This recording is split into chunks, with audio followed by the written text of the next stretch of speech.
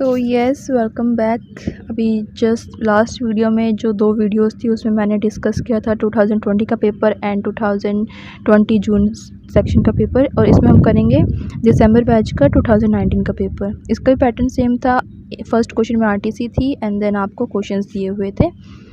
आपके पास 8 क्वेश्चंस थे, आपको कोई 4 करने थे। ऑलराइट, तो फर्स्ट क्वेश्चन जो था उसका ए पार्ट जो है वो मार्वल की पोइट्री से लिया गया है, क्रॉमवेल्स रिटर्न फ्रॉम आयरलैंड, जो आपको स्क्रीन पर दिख जाएगा। एंड देन इसका जो सेकंड ऑप्शन था, सेकंड बी सेक्शन था, वो दिया गया था ओपनिंग लाइन से प्रोलोग की, जनरल प्रोलोग से कैंटरबरी से चौसर का है। जो सी पार्ट है इसका वो है यूनिट 5 ड्राइडन के मैकफ्लेक्नॉय से, और जो डी था वो था प्रील्यूड से वर्ड्सवर्थ के यूनिट 6 से। तो एक चीज़ मैंने देखी है कि मैकफ्लेक्नॉय की पोइट्री बार बार पूछी जा रही है। पीछे अभी देखा हमने, उसमें आप मैकफ्लेक्नॉय को एनालाइज करना था, यहाँ पर मैकफ्लेक्नॉय की आरटीसी आ रखी है। तो इसका मतलब ये है कि आपको मैकफ्लेक्नॉय को स्किप नहीं करना है, चौसर को स्किप नहीं करना है। अब बात आती है क्वेश्चन नंबर 2 की। यहाँ से आपको कोई 4 क्वेश्चन करने थे। What does the term Renaissance means? Renaissance का मतलब क्या होता है? रेनेसा का मतलब होता है रिवाइवल या फिर रीबर्थ।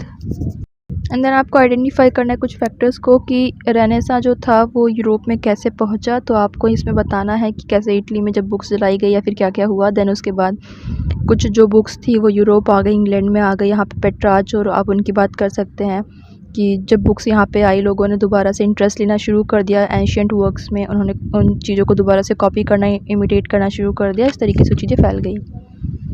अब बात आती है क्वेश्चन नंबर 4 की। यहाँ पे आपको एपिथेलियम प्रोथेलियम को कंपेयर करना है वेडिंग सॉन्ग को। तो एपिथेलियम प्रोथेलियम को भी आप स्किप नहीं कर सकते हैं, क्योंकि ये मैंने देखा है बार बार पूछा जा रहा है। आरटीसी में भी ये बार बार आया था। मैं उनको नेक्स्ट वीडियो में डिस्कस करूँगी कि आरटीसी में क्या क्या आया है। क्वेश्चन नंबर 4 है what were some of the cultural and political factors that lead to the making of Milton as a first major English epic poet. कि कौन कौन से फैक्टर्स थे, पॉलिटिकल या कल्चरल, जिन्होंने मिल्टन को एज अ एपिक पोइट बना दिया इंग्लिश का फर्स्ट। देन क्वेश्चन नंबर 5 है what do you think satire became popular? Why do you think satire became popular? कि जो सटायर है वो पॉपुलर क्यों हुआ ड्राइडन की एज में और पॉप की एज में? तो अभी लास्ट पेपर में क्वेश्चन पूछा गया था कि जो ड्राइडन है वो एक सटायरिस्ट है। अभी जो पेपर था दिसंबर बैच का 2020 में, आई थिंक दिसंबर 2020 का जो पेपर था उसमें भी एक क्वेश्चन पूछा गया था ऐसा ही, कि जो सटायर जो है क्या आप उसे ग्रेट पोइट्री कंसीडर करते हैं? आप मैकफ्लेक्नॉय के रेफरेंस में उस चीज़ को बताइए। तो मैकफ्लेक्नॉय ड्राइडन ने ही लिखी है, और दोबारा से यही क्वेश्चन आया है कि जो सटायर एज क्यों बोला जाता है, या फिर जो ड्राइडन और जो पोप हैं इन दोनों की जो एज थी वो उस टाइम पे सटायर पॉपुलर क्यों हुए। तो कहीं ना कहीं आपको लग रहा होगा कि सटायर के बारे में क्वेश्चन आएगा, तो आप सटायर को अच्छे से पढ़ लीजिए कि सटायर क्या होता है। हाउ जो मैकफ्लेक्नॉय है उसमें हाउ इट इज़ वर्किंग, कि जो सटायर है वो कैसे वर्क कर रहा है, या फिर हाउ इट्स ग्रेट और नॉट, कि वो कैसे पॉपुलर हुआ नहीं हुआ, बाकी पोइट्रीज़ के कंपैरिजन वो अच्छा है या नहीं है, या फिर किस चीज़ पे सटायर किया गया है। तो फिर कुछ चीज़ें आप की पॉइंट्स रख सकते हैं अपने माइंड में। क्वेश्चन नंबर 6 है what early imitations of romanticism do you find in Robert Burns?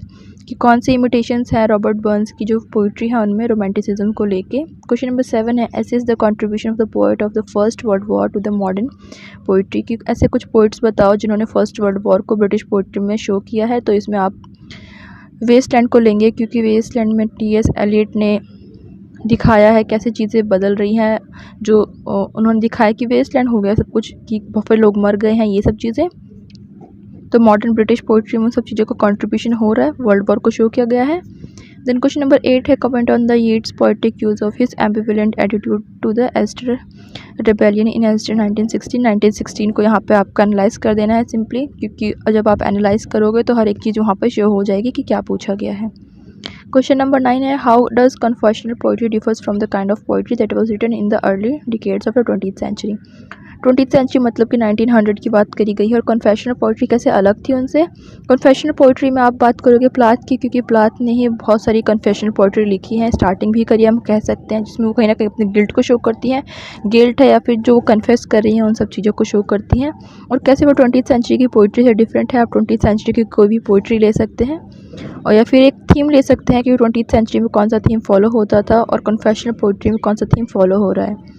तो ये तो था जो 19 में पेपर आया था। अब इसके बाद जितने भी इससे पहले जितने भी पेपर आए थे, मतलब कि 3 पेपर जो इनसे पहले आए थे वो सारे थे आरटीसी बेस पे, कि हर एक क्वेश्चन में आरटीसी होंगी, हर एक क्वेश्चन में आरटीसी आपको वही अटैम्प्ट करनी है, जो कि ज़्यादा स्कैरी होता है क्योंकि आरटीसी में आपके पास चॉइस नहीं होती। अगर आपको पता चला तो ठीक, otherwise you have lost your numbers, क्योंकि आपको नहीं पता तो आप क्या लिखोगे उसमें। एटलीस्ट आपको ये पता कि कौन सी पोइट्री है, तो आप इन सब चीज़ों को देख सकते हैं।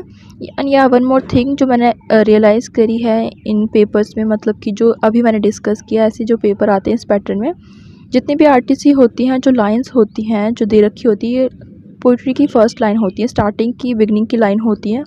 इस पेपर में 2019 में 2020 के दोनों बैच में, दिसंबर और जून दोनों बैच में ही जितनी भी आरटीसी थी उन सब में यही पैटर्न था कि जो आरटीसी होंगी, क्वेश्चन नंबर 1 की जो आरटीसी होंगी, जो लाइन्स होंगी वो पोइट्री की बिगनिंग लाइन्स होंगी। तो अगर आप पोइट्री की बिगनिंग लाइन्स को थोड़ा सा ध्यान में रखिए, और अगर ऐसा पेपर आता है तो देन ऑब्वियसली आप उसे फाइंड आउट कर लेंगे। तो ये गुड पॉइंट है, एक है कि आप अच्छे से रिकग्नाइज उसे कर सकते हैं। ऑलराइट, तो I will see you in a next video. Till then take care, bye bye, have fun. थोड़ा सा पढ़ना, थोड़ा सा फन करना ताकि चीज़ें मिक्सअप ना हो। Alright, see you then.